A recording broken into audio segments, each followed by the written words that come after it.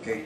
So, padayon ta atong oras na tay 20 minutos man malabay nga launa. So, atong pagtimbayan na lang labi na sa Eklastik kanong Lalawigan sa Lupim, Diocese of Dipolog, Zamboanga del Norte, Diocese Pagdian, Zamboanga del Sur, Diocese sa Iligan, Lanao del Norte, Prelaturas Marawi, o kang Metropolitan Archdiocese of Misamis, Misamis Occidental. So, sa lahat ng walang tigil na taga-subaybay, taga-sunod, taga-pakinig sa ating palatuntunan.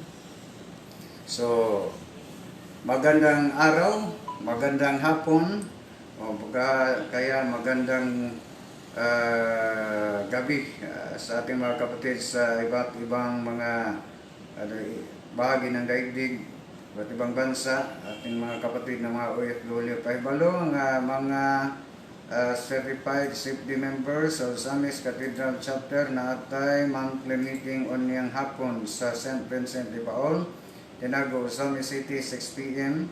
with Reverend Father Alcher Bukia. Salamat, God bless. So, panawagan ni Brad Carlos Capulco ang atong makaabanan sa safety Cathedral Chapter, pero dito i-held ang meeting sa Pasay Faris sa Barangay Tinago sa St. Vincent de Paul, Pasay Faris.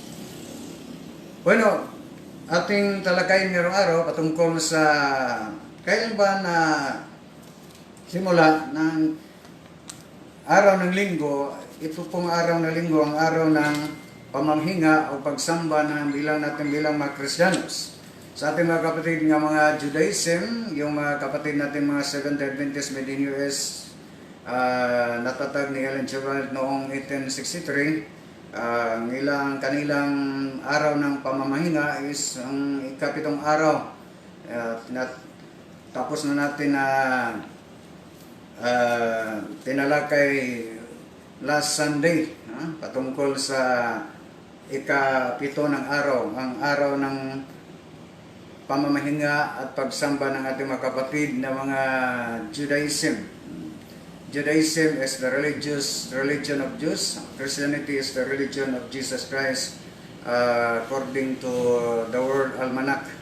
So, ang sabi ng ating mga kapatid ng mga SDA, yung Seventh-day Adventist Church, sabi nila hindi po tayo mababasa kahit isang sitas diyan sa Biblia na ang Diyos ay nag-utos na ang unang araw o ang Sunday o Linggo ay araw ng pamamahinga o araw ng pagsamba ng Diyos. Wala po tayong mababasa kahit isang sitas dyan sa Biblia, kahit ano pang salin ng Biblia ang gagamitin ninyo. Totoo naman yan mga kapatid. Bakit? Maliban dyan mga kapatid, totoo naman, bakit? Even sa yung Saturday, hindi mababasa natin yan sa Exodo Kapitulo 20, versikulo 8, nga yung sinasabi diyan ay ikapitong araw ng linggo, di ba?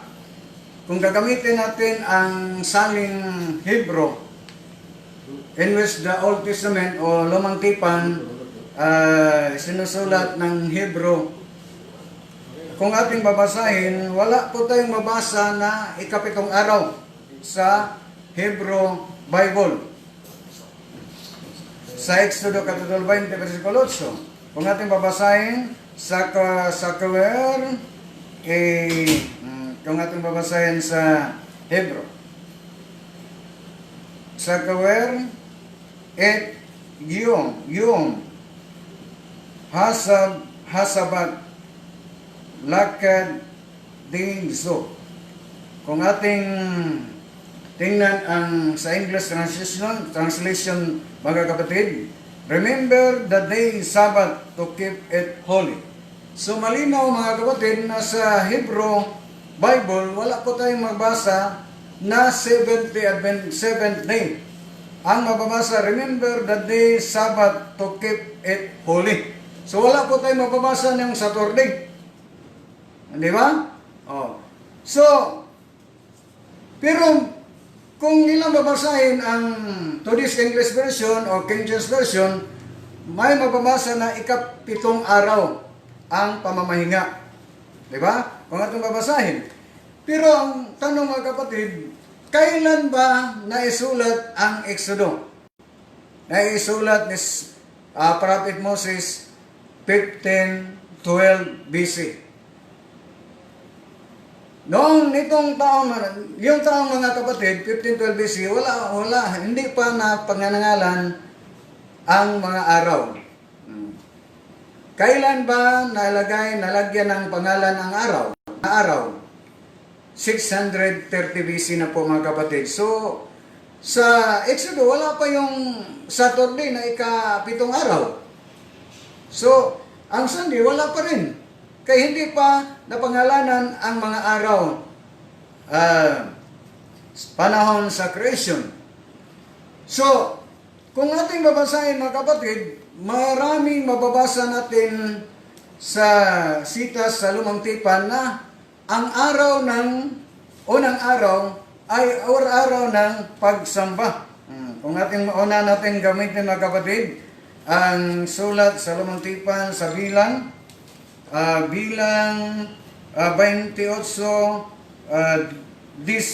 mga kapatid. Kung ating babasahin, sa unang araw, magdaraos kayo ng banal na pagpupulong. Huwag kayong magtatrabaho sa araw na iyon. So, may mabasa po tayo mga kapatid na sa unang araw, may banal na pagdaraos at pagtitipon, pagpupulong. Huwag kayong magtatrabaho sa araw na iyon. So, mayroon tayong mababasa na unang araw, pero hindi pa yon Sunday. Dahil hindi pa na lagyan ng pangalan ang mga araw. Maliban dyan mga kapatid, kung para sa kanila, hindi yun Sunday mga kapatid, unang araw lang. Totoo naman yun, hindi pa yun Sunday. Kaya wala pang pangalan ng araw. Maliban dyan mga kapatid, tingnan natin ang Leviticus 23, yung mga tina-challenge natin ang mga kapatid natin mga sa FB, sa social media, ating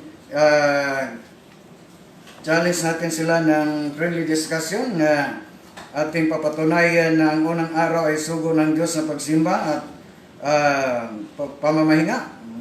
Wala yung isang SDA na tumanggap sa ating challenge mga kapatid. Kung ating babasahin ang Leviticus 23:7, sa unang araw, magkakaroon kayo ng banal na pagtitipon. Huwag kayong magtatrabaho. So, meron ding unang araw. Kung hanggang 35 mga kapatid.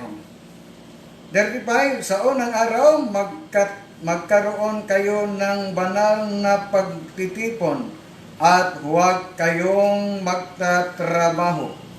Ganon din ang mababasa natin.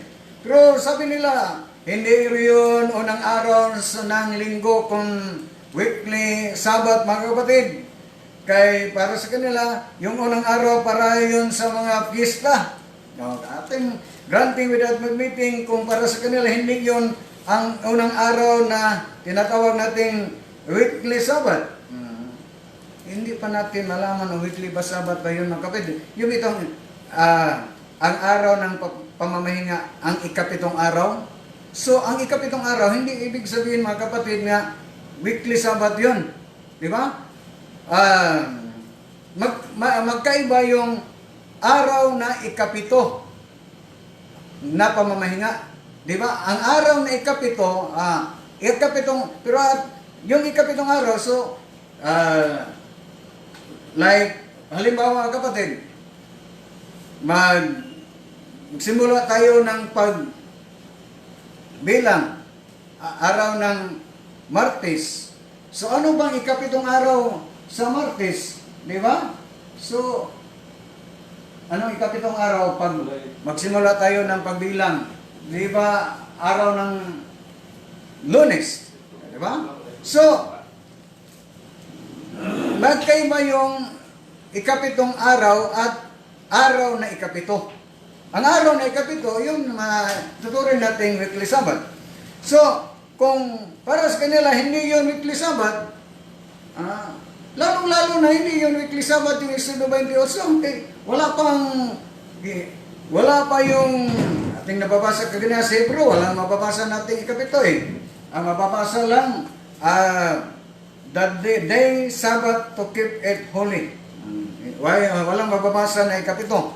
Pero kung para sa kanila, hindi yun weekly Sabbath, tingnan natin mga kapatid, ang Exodo Kapitulo 20, Kapitulo 12, versikulo 16, kung ano ang mababasa natin mga kapatid. Ang una at ikapitong araw ay gagamitin ninyo sa pagsamba sa loob ng 2 araw na ito. So malinaw mga kapatid, ang unang araw at ang ikapitong araw ay gagamitin sa pagsasamba. Ang tanong mga kapatid, yung ikapitong araw kapatid, anong araw yun? Hindi, yun Saturday para sa ganyo. Pag argumento nyo, hindi pa yun weekly Sabbath. So, mababasa natin mga kapatid, ang unang araw at ikapitong araw ay gagamitin ninyo sa pagsamba. So, mayroong mababasa ang unang araw at saka ikapitong araw. Ang problema lang mga kapatid, sa ating mga kapatid na SD, yung ikapitong araw nila ay pinahinto na yun. Ni Propeta Isaias, mababasa natin sa Isaiah 1:13, pinahinto. And then Isaiah 2:11, pinanto. At sa mababasa natin sa Monsignor, yung natin bulgit masalin, na sa San Juan 5:18, sinira ng ating Panginoong Hesus ang araw ng Sabat, yung ikapitong araw ng mga Hudyo. So, pero ang unang araw, hindi yon. Wala pa tayong mabawasang bibisag kahit isang sita sa Biblia na ipinahinto ng Diyos ang unang araw, ang araw na pagtitipon o banal na pagtitipon o pagsamba. So, hindi po totoo mga kapatid na wala po tayong mababasa o hindi po nagsugo ang Diyos. Wala po tayong mababasa ng Diyos nag-utos na ang unang araw ay araw ng banal na pagtitipon, araw ng pagsasamba. Mayroon tayong mababasa diyan sa Lumang Tipan. Pero ang tanong mga kapatid, kailan bang naging araw ng pamamahinga, araw ng pagsamba bilang mga Kristiyanos, ang araw ng linggo, kung Sunday? Kung gagamitin natin mga kapatid ang Greek Bible in which the New Testament was written in Greek, kung gamitin natin yung sa interlinear Greek, ang mababasa sa Mateo 28:1, Opsi di Sabaton ti Epiposkos Yes Mian Sabaton Elten Mariam ki Magdalene kay Al. So, may dalawang mababasa nating Sabaton. Ano po ba ang Sabaton? Sa English yun, rest day o pahinga. So, sa Greek Bible, mayroong dalawang sa Mateo 28:1, mayroong dalawang mababasa natin nga dalawang Sabaton. Yung unang Sabaton na mention, yung Sabaton o Sabbath rest ng mga Hudyo. Opsi di Sabaton. Yun ang Sabaton o araw ng pamamahinga ng mga Hudyo. Ti Epiposkos Iesmian Sabaton. Kung ating babasahin mga kapatid, yung salin from Greek, yung sa Bisaya, yung Bagong Testamento, ang Bagong Tipan, kung ating babasahin from Greek, direct translate into Bisaya, mga kapatid, Visayan language o dialect. Kung ating babasahin ang Mateo 28:1, dalawa rin ang araw ng pamamahinga ang mababasa. Kung ating babasahin, Bisaya lang po ito mga kapatid, pero kung ating babasahin, tapos na ang araw ng pamamahinga at sa yung kanang madaling umaga ng ibang araw ng pamamahinga. So, kung ating mga tingnan mga kapatid, mayroong dalawang araw na pamamahinga ang mababasa sa Bagong Tipan. Translate direct in Greek mga kapatid. So, mayroong dalawang araw na pamahinga. Yung unang na-mention, yun ang araw ng pamahinga ng mga Hudyo. Yung ika-7 araw. Ang ika-pangalawa, at sa madaling araw, yun ang araw ng pamamahinga. So, ng mga Kristiyanos, kung ating tingnan mga kapatid, sa today's English version na Bible, ano po ba ang unang araw na mababasa natin sa Greek Bible na Sabaton? Yung unang araw. Kung tingnan natin ang today's English version na hubad mga kapatid, na salin kapatid, after the Sabbath, yung Saturday, yung sa mga Hudyo, as Sunday morning. So ang mababasa natin mga kapatid, yung pangalawang araw ng pamamahinga, yun pala, Sunday pala yun, sa salin ng today's English version. Pero sa Bisaya po tayo kapatid, ang mababasa is Domingo. Domingo from Spanish word, Domingo, Dies Dominica sa Latin, rest day sa English, o sa Tagalog, araw ng pamamahinga, o sa amin sa Bisaya is adlaw igpapahulay. So kung natin babasahin, ang unang araw na mababasa sa bilang 28-18 sa Leviticus 23:7 hanggang 35, na mayroong unang araw na banal na pagtitipon o pagsamba ang inuutos ng Panginoong Hesus, Panginoong Diyos. Ano po ba ang unang araw? Ay araw ng linggo. Sunday mga kapatid ang mababasa nito. So, mayroon tayong mababasa mga kapatid na nakalimutan lang po natin ang isang libro ng mga SD, isang aklat ng mga SD mga kapatid, na Alpha and Omega. Nandun ang nakalimutan ng kapatid. Pero ang tanong mga kapatid, kung para sa kanila mali yung mababasa natin, ang libro, aklat ni Mark Finley, yung ating mga kapatid sa social media mga SDA, yung ating pinupost, yung si Ellen G. White is isang peking propeta, yung mga Seventh Adventist ay itatapon sa impyerno. Para sa kanila, hindi yung mga Seventh Adventist mga kapatid nga kang Ellen G. White, yung taga-Capernaum yun. Taga-Capernaum nga Seventh Adventist. Pero kung natin babasahin, ang dahilan bakit po ang mga Seventh Adventist na malaking mga araw na itatapon sa impyerno, yung corruption nila sa kamalian ng pangangasiwa sa tinatawag nila na General Conference. So, sino po ba yung sino po bang General Conference? Hindi yun sa taga-Capernaum, sa taga within US na mga Sabbath keeper. Sa totoo lang mga kapatid, with due respect sa ating mga kapatid ng SDA, lang po ako ng pamanhin kung ma-opens po sila. Sa totoo lang mga kapatid, yung genuine na mga Sabbath keeper, yung mga taga-Israel, sila po ang ituturing natin genuine na Sabbath keeper. Pero yung within US na itinatag na Ellen G. White noong 1863, hindi na yun ang maituturing natin genuine na Sabbath keeper. Para sa atin, para para sa kanila, medyo ma-open sila. Modern sa barkeeper na lang po sila mga kapatid. Pero sa totoo lang, para sa atin, parang pirated sila na sa barkeeper. Diba? So, 1863 na yun, tinatag na ilang gulay. So, isa sa aklat ng mga SDA, kang Mark Pinley mga kapatid, nagpapatunay na kailan ba naging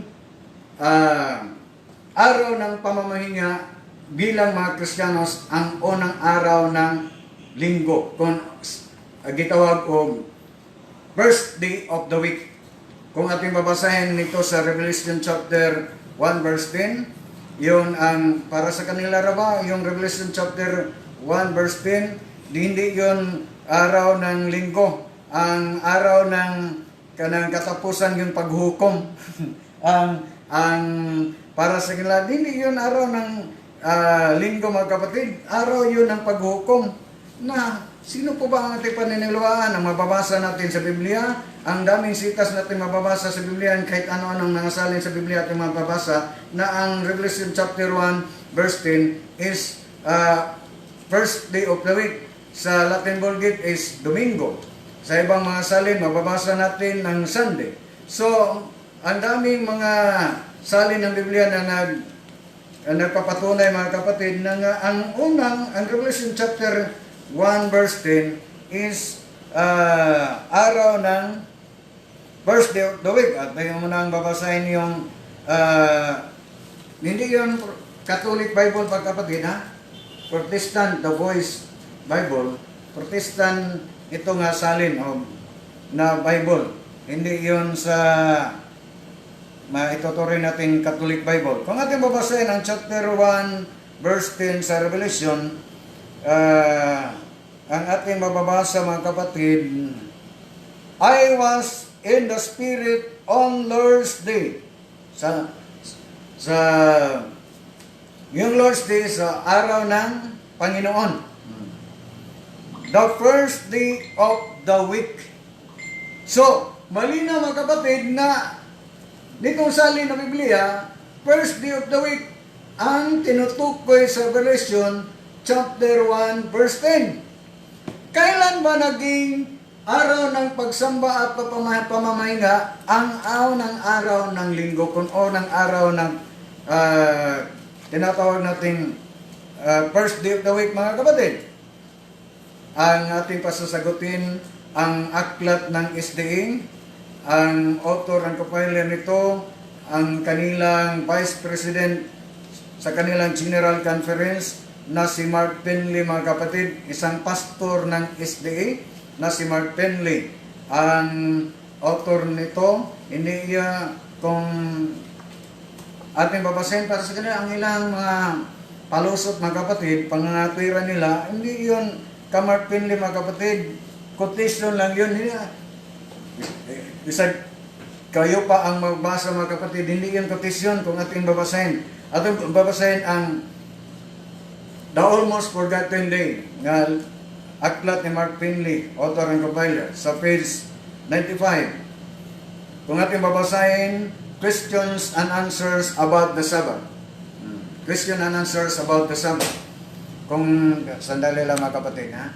Kung ating babasahin ang naturang aklat ni Mark Pinley, sino po ba si Mark Pinley? Isang opisyal sa General Conference, hindi yun hindi lang yung ordinary membro ng SDA. Si magandang hapon po, Dr. Entila. Kana gyud bro tata. Kung ating babasahin, Dr. Entila, kasama natin sa Board of Governors na national, sa Diocese ng Bacolod. Siya po ang nag-host sa ano po yung linggo, yung ako po ang speaker sa webinar. So, sabi ni Mark Pinley, you may at this moment be considering sincere questions relating to the Sabbath. The questions which follow are the most common ones asked. The answers are found in the Bible. So, linaw pa ni Mark Finley na yung answer, yung sagot sa naturang tanong ay mababasa dyan sa Biblia. Makikita dyan sa Biblia. Please examine them with a prayer on your lips, that God's Spirit will lead in your understanding. Question number 1. Does the New Testament teach that the disciples worship on the first day of the week? So, question mark mga kapatid. So, yun ang tanong ni Mark Finley, na ang bagong tipan nangangaral ba sa atin na yung mga disipulo, yung mga alagad ng ating Panginoong Hesus, nagsasamba sa unang araw ng linggo? Ano po ang answer? Ang sagot ni Mark Finley, it is open stated that the disciples and the early church keep the first day of the week holy. So mababasa natin na first day of the week, holy. Ano, bakit po holy? In honor of the resurrection of Christ. The Bible teaches clearly. Pero mayroong karugto mga kapatid na however. Pero kung tingnan natin, yung however mga kapatid, ating babasahin ang lahat mga kapatid para sila hindi binabasa lahat ni Brother Tata, ni-mislead niya ang mga nakikinig sa lahat ng nakikinig. Kung ating babasahin, however, that the disciples observed the seventh day Sabbath. Ano po ba ang supporting verses ni Mark Finley? Nitong para sa kanila, however, the disciples observed the seventh day Sabbath. Acts chapter 13, verses 14, 42, 44. Kung tingnan natin mga kapatid, yun ang 12 apostol ang pumapasok sa tuwing Sabat, ikapitong araw sa sinagoga, kundi si San Pablo mga kapatid. Wala po tayong mabamasa dyan na ang 12 alagad sa ating Panginoon Hesus during, after, o before, during, o after ng ating Panginoong Hesus ay nabuhay muli. Wala po tayong mabamasa kahit isang sita sa Biblia na yung mga apostol, yung mga alagad ng ating Panginoon, yung 12 pumapasok sa araw ng Sabat o ikapitong araw sa sinagoga para magsamba. Wala po tayong mababasa. Pag meron kayong mababasa na yung mga apostol o mga disipulo ng ating Panginoon, yung mga alagad, pumapasok sa araw ng Sabat ng mga Hudyo sa sinagoga para magsamba ng ating Panginoon, ngayon din, hiwalayin ko ang aking pagkakatoliko, magpabinyag po ako ng SDA. Sangayon pa ako ang gagamitin yung bukal na tubig, yung ininit na tubig. So, kahit na maluluto ko tayo. So, kung ating babasahin, ang supporting verses ni Mark Finley sa Sabbath 7th day, Acts chapter 13, 14, 42 hanggang 44, Acts chapter 17, 2 to 3, halos lahat yun si San Pablo mga kapatid. Acts chapter, kung atong tingnan ni mamamaya, kung totoo ba pong si San Pablo ay nagsamba. Pero mayroon silang kasaling gamitin yung contemporary version na Biblia, asalin na Biblia, contemporary version, sa Acts chapter 17, verses 2 to 3, nagsamba, nag-worship San Pablo. Pero ang intention na San Pablo, para ma-convert yung mga Sabbath keeper nandun sa loob ng sinagoga. So, kung tingnan natin, hindi po sila parehong hindi po sila parehong pananampalataya. Mahirapan tayo magkalisod-lisod mga kapatid. So, maliban dyan, ang Hebrew chapter 4, verses 4 hanggang 8. Pero hindi na sila magpatuloy sa versikulo 9, kaya magbubuking po sila mga kapatid. Kung ating babasahin mga kapatid, ilan ba ang supporting verses ni Mark Finley na yung mga disipulo, ating babasahin ang answer niya. It is often stated that the disciples and the early church Imagine, hindi lang yung disipulo, pati ng early church. Sino po ba ang itinuturing na early church ang binabanggit ni Mark Finley? Hindi yun mga sabay, SDA yung early church. Kaya ang sinasabi na, it is often stated that the disciples and the early church. So, pinatunayan ni Mark Finley, yung mga early church, ang araw nilang pamamahinga is araw ng linggo. O ng araw ng linggo yung first day of the week. So, pinatunayan na ni Mark Finley, yung ang early church, hindi SDA. Di ba? Eh, hindi naman niya maangkin nga SDA yun. Bakit? Nagbanal ng unang araw ng linggo. Mga ating babasahin ha. And the early church keep the first day of the week holy in honor of the resurrection of Christ. Ano po ba ang supporting verses ni Mark Finley? Ating babasahin. Mateo 28:1. Ano po ba ang mapamasa? After the Sabbath, the dawn on the first day of the week. So, mapamasa natin first day of the week. Ano po ba ang first day of the week? Sa Greek Bible, ang first day of the week sa Greek Bible, Epiposkos Yes Mian Sabaton. Kung Mian Sabaton is the first day of the week yun sa Greek Bible. Itong salin, bagong tipan, may dalawang araw ng pamamahinga. Yung araw ng pamamahinga ng mga Hudyo, yung first day of the week, mapamasa ni araw ng pamamahinga, dalawang araw, dalawang sabaton ang mababasa. So, ano po ba ang first day of the week na mababasa natin sa today's English version na kapatid? Ito nga salin, Sunday.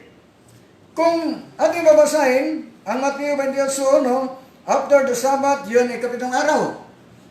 Araw ng pamamahinga ng mga Hudyo. At doon, on the first day of the week, yung Sunday, na tinatawag rin din sa Greek na Mian Sabaton. Mary Magdalene and the other Mary went to look at the tomb. Maliban dyan mga kapatid, Mark chapter 16, verse 2. Very early on the first day of the week. First day of the week pa rin ang mabamasa. Hindi seventh day of the week. Just after sunrise, they were on their way to the tomb. Mark chapter 16, verse 9, when Jesus rose early on the first day of the week. Ano po ba ang first day of the week? Hindi yun Saturday. Sunday lang. Sunday yun mga kapatid. Kung ating tingnan ang Mateo 28:9, sa panahon ng ating Panginoon na buhay muli, ano po ba ang mababasa natin sa 9? Suddenly Jesus met them and said, "Peace be with you." They came up to him, took hold of his faith, and worshiped him. Anong araw na sumamba ang mga alagad? Yung mga followers ng ating Panginoon? Araw ng Sunday o ng araw ng tinaturing natin linggo. Kung patuloy natin babasahin yung supporting verses ng Mark Finley, medyo ang dami mga kapatid. Yung sa supporting verses sa seventh day niya is meron lang 4 na supporting verses. Pero ang sa Mark Finley, pangatlo ng supporting verses, Mark chapter 16, verse 9, when Jesus rose early on the first day of the week. So, pangatlo na yun, nga supporting verses. Pang-apat, Luke chapter 24, verse 1, on the first day of the week, very early in the morning, the women took the spices they had prepared and went to the tomb. John chapter 20, verse 1, early on the first day of the week. John chapter 20, verse 19, on the evening on the first day of the week. First day of the week, when the disciples were together with the doors locked for fear of the Jews. Jesus came and stood among them and said, Peace be with you. So first day of the week pa rin mga kapatid. Sa 1 Corinthians chapter 16 verse 2, and the first day of the week, and on the first day of every week, each one of you should set aside a sum of money in keeping with his income, saving it up so that when I come, no collections will have to be made. So, ang lahat na mga supporting verses ni Mark Finley, bakit po yung unang araw, first day of the week, mababasa natin yung mga disipulo, nagsamba at nagbilang banal na ang unang araw ay bakit po naituturing na banal para ni Mark Finley? Dahil yung araw ng linggo, yung unang araw ng linggo, yung Sunday, yun ang panahon na ang ating Panginoon ay nabuhay muli. Yun. Ang ating Panginoon. Yun ang dahilan mga kapatid na yan nagsimula na ang unang araw ng, kung gitawag nating first day of the week, araw ng pamamahinga at pagsamba ng mga Kristiyanos kay ang ating Panginoon, dahil ang ating Panginoon nabuhay muli sa unang araw ng linggo kon adlaw, first day of the week. Hindi nakalimutan lang po natin pagdala ang isa pang libro ng SDA, yung Alpha and Omega. Mapabasa natin sa naturang libro na ang dahilan ng ang mga disipulo ay nagpahinga ng unang araw at nagsamba dahil kay itong araw ang ating Panginoon ay nabuhay muli sa unang araw ng linggo kon first day of the week. Kung ating mabasahin maliban dyan mga kapatid, isa pang mga argumento nila na ang mga Katoliko lang, para sa kanila, mga Katoliko lang po ang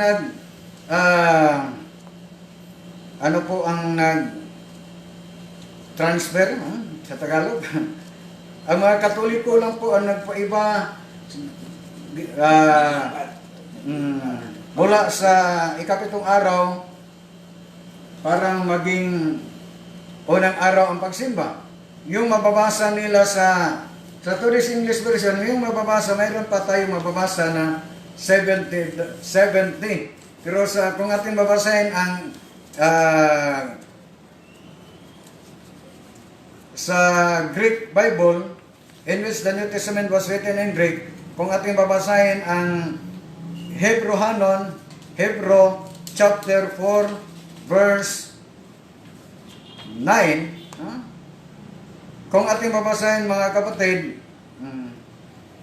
ang mababasa, ara apolay pitay, kon sabatismos tulaw 2. Kung ating mabasahin ang translation sa English mga kapatid, so then there remains the Sabbath rest for the people. So, kung ating mababasa natin sa Greek Bible, in which the New Testament was written in Greek, wala naman tayong mababasa na 7th day. Pero sa Today's English Version, ito po ang gagamitin ng mga SDA nga mayroon pang 7th day. Pero hindi lang nila maunawaan yun, ano po ba ang ibig sabihin ni San Pablo sa kanyang sulat sa Taghebro. Pero kung para sa kanila mga kapatid, mayroon silang argumento, yung mga Katoliko po ang nag-change, nag-iba, o ano po sa Tagalog, yung nagbalhin? Yung naglipat. May nanalo nandito sa Brother Nel, ating tutor. Naglipat from Saturday to Sunday. Hindi yun totoo. Pero para sa kanila Katoliko, totoo. Sa ngayon po tayo mga kapatid. Bakit? Sino po ba ang nagtatag ng simang Katoliko? Ang ating Panginoon Hesus. Kung para sa kanila, ang Katolik po ang naglipat from Saturday to Sunday, totoo naman yun. Pero ang kanilang libro ang ating pasasagutin. Kung totoo ba, pinatunayan ba sa kanilang libro, kang Mark Finley pa rin ang aklat mga kapatid, kung sino po ba ang naglipat from Saturday to Sunday? Nag-change from Saturday to Sunday. Totoo ba nga ang Katoliko? Totoo po ba nga si Kristo ang naglipat? Ating babasahin. Sa page 78. The true Sabbath day, I told him, no way, it may have been in the Old Testament. But when Christ came to die for us, ano mga kapatid? But when Christ came to die for us, He changed the day to Sunday. The day He rose from the dead. Sumalina mga kapatid, na ang ating Panginoon pala ang naglipat, nag-iba, nag-change from Saturday to Sunday. Ano po ba ang dahilan mga kapatid? Yung unang araw na tinuturing nating Sunday, diyan na buhay muli ang ating Panginoong Hesus. Ating babasahin ulit. The Old Testament, itong ating babasahin the true Sabbath day I told him, no way, it may have been in the Old Testament. But when Christ came to die for us, He changed the day to Sunday, the day He rose from the dead. So yun ang pinatunayan. Si Martin Lee lang po ang nagpapatunay mga kapatid na ang sino po ba ang naglipat o nag-iba o from Saturday to Sunday, walang iba ang sagot ni Martin Lee, ang ating Panginoon. Bakit po inilipat ng ating Panginoon from Saturday to Sunday? Dahil yung araw na ito, diyan siya ay nabuhay muli. So, malinaw mga kapatid, kung para sa kanila, ang Katoliko lang po yun, ang naglipat from Saturday to Sunday, totoo naman. Pero sino po ba ang nagtatag ng simbang Katoliko? Ang ating Panginoong Hesus. Ano po ba ang sabi ni San Martin Lee sa kanyang libro, sa kanyang aklat? Ang ating Panginoon ang naglipat from Saturday to Sunday mga kapatid. So malinaw mga kapatid, nga ang araw ng pamamahinga ng mga Kristiyanos ay araw ng linggo. Bakit po? Ditong araw, ating babasahin bago tayo extra mga kapatid para sa ating mga sagot lang natin mga katanungan sa ating mga kapatid sa ating mga subscribers sa atong YouTube channel. Kaya inanyahan po kayo, humingi pa po ng pamainin sa iyo na mag-review po kayo sa aking ina-upload at saka mag-subscribe po kayo. Please, para po tayo maka-avail sa ma-monetize na po tayo sa YouTube, para po tayo maka-direct live na sa YouTube mga kapatid. Pero sa ngayon, nag-live pa po tayo sa FB at tayong i-download pagkatapos i-upload. So, pero pag mag-live na po tayo, maka-direct live na po tayo sa YouTube, ay hindi na direct na po. Yung sino po yung mga viewers natin sa live na to sa FB, yun na po ang mga natin. Yan ang viewers natin sa YouTube. So, kung ating babasahin ulit bago tayo mag-extra mga kapatid sa ating pagtalakay ngayong hapon, ngayong araw, ano po ba ang araw ng mababasa ba natin sa Biblia? Kung ating pang i-contextualize yung mga teksto, mga verses ginagamit ng Martin Lee sa 70, wala na po tayong oras. Atin ang bayan na lang Brother Neil yung pagpatuloy sa ating programa para po sa ilang mga inihanda nilang mga tapiko para talakayin nila ngayong araw.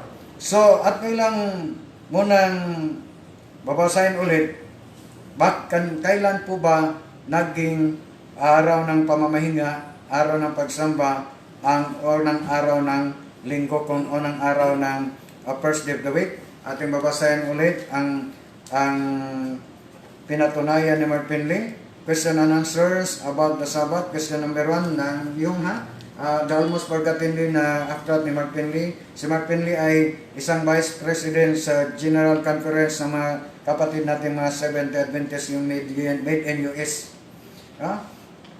Thus the New Testament teach that the disciples worship on the first day of the week. Answer: it is often stated that the disciples and the early church keep the first day of the week holy in honor of the resurrection of Christ. The Bible teaches clearly. So yun ang sagot ni Mark Finley.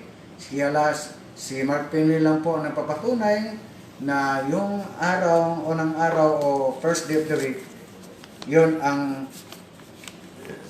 araw ng mga Kristiyanos.